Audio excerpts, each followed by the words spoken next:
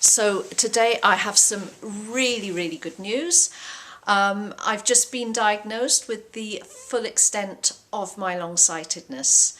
I was diagnosed some years ago, but only a small amount showed up. So anyway, yesterday I went to the optician, and as luck would have it, and extreme luck, the optician, not only was he long-sighted himself, but he also had exactly the same issues as I do. So the thing about things blurring in and out of focus, and also that long-sightedness isn't always so simple. He had all those issues. So that was extremely lucky to find. And I went for an examination, and what he did was he set the Hyperopia to my current glasses, which they're 8.5 and 7.5 at the moment, so that I would be completely comfortable. And he was really great. There was no expectation that I was going to see things, because that can be part of the deal, that you don't always see what's in front of you. He tried varying the strength.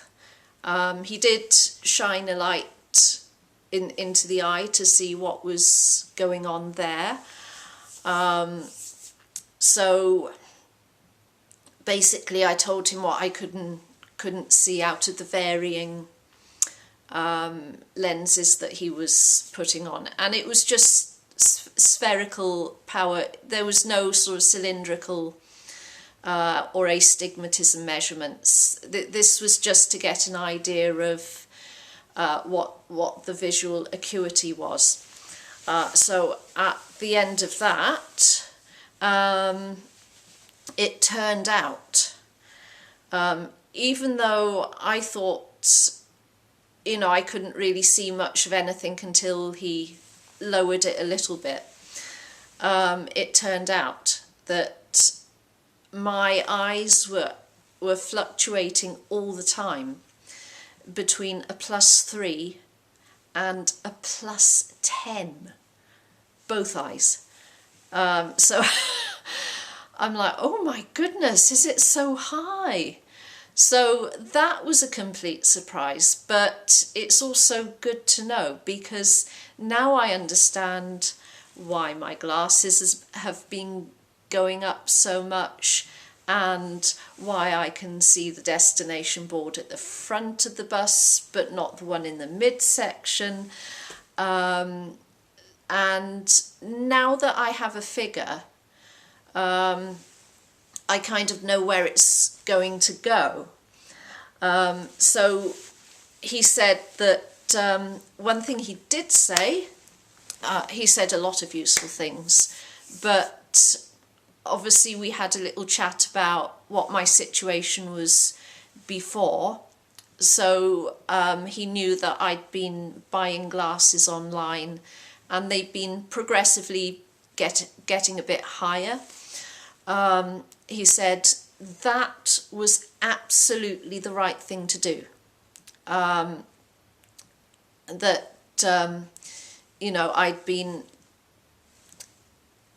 I'd been getting them a little bit higher each time.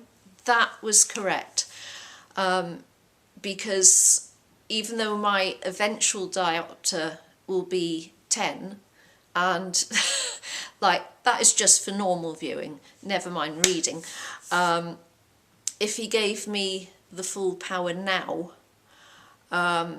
it would just be pointless, because I wouldn't be able to see through it. So it's kind of working it up in stages, and I might as well buy online. That does make more sense. So it really has to develop itself, and that I'm buying higher and higher glasses to allow it to do that. That is absolutely the correct thing to do. So what he also said was that eventually, you know, I will get to a 10 and it will start evening out. I will start having more stable vision. It does look like, you know, there's always going to be one or two issues. I'm okay with that as long as, you know, things progress and something, you know, levels out a little bit. And for reading, I will need a couple of diopters higher. Again, that's eventually. So that will be like plus 12s for reading. So yeah, I seriously never expected it to be that high. So basically, you know, I have 7 diopters of accommodation, which is a little bit too much. But